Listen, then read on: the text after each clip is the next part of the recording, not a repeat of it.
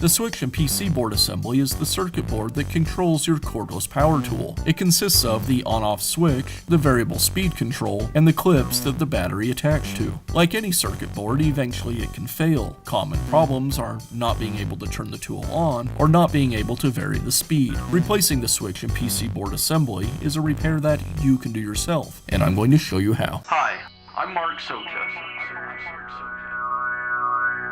Do-it-yourself repairs like these are easier than you might think. From lawn machines to cordless drills, kitchen mixers, Outdoor grills. our how-to videos walk you through each repair from start to finish. So doing it yourself means never having to do it alone. Let's get started. I'll begin by removing one half of the housing.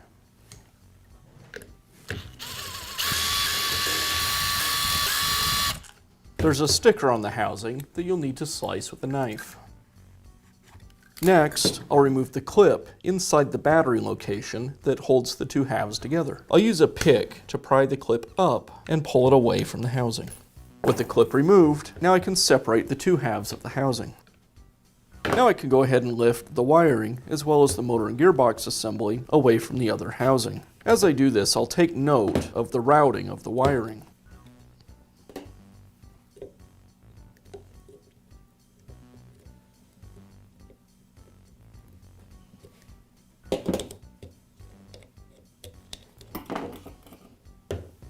Next, I'll cut the heat shrink away from each of the connections on the motor.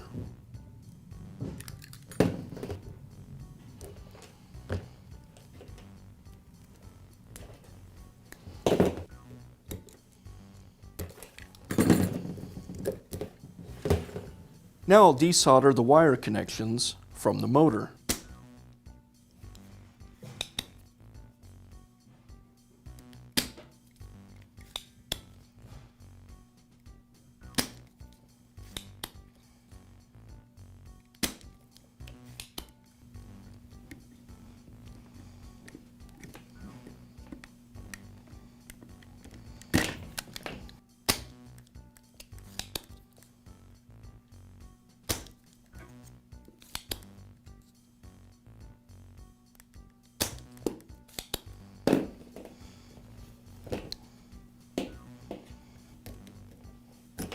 Now I can begin installing the new circuit board. The circuit board kit comes with two pieces of heat shrink tubing. I'll place one piece over both the white and the red wires. Now I'll go ahead and connect the wires to the motor. You'll notice the motor is marked red on one side, and that's where the red wire goes, and the white wire on the other side.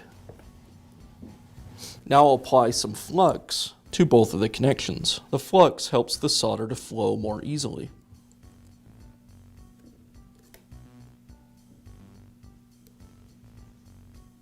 I'll heat the connection and solder the wires back to the motor.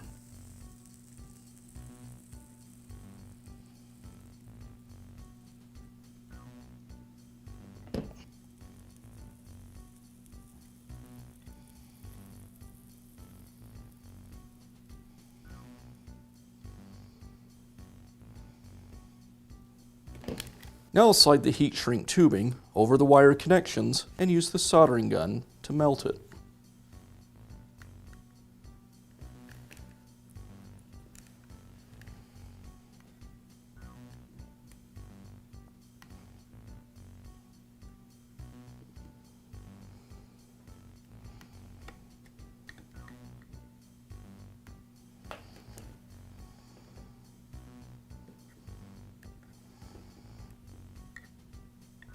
With the wires reconnected, now I can reinstall the motor and gearbox assembly with the wiring back into the housing.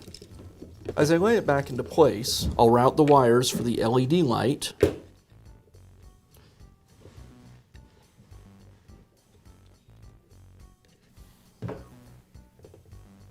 and the battery indicator LEDs.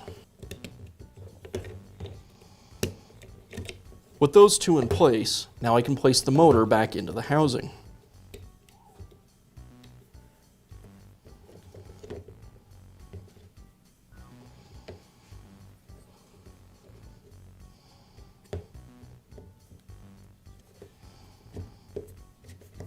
The red wire tucks behind the screw post. I'll make sure both the red and white wires fit down to the cavity behind the motor so they don't get pinched when I reinstall the housing. I'll place the lockout switch over the circuit board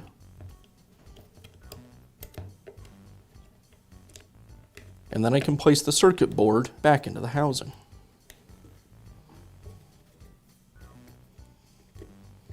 Now I'll place the switch into the housing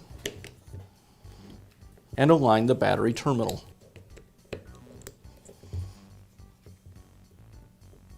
And I'll finish up by reinstalling the housing.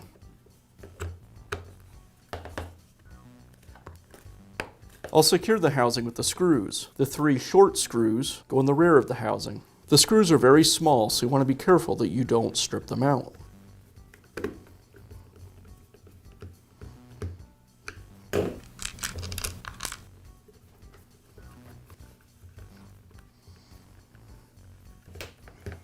And last, I'll secure the rear of the housing with the metal clip.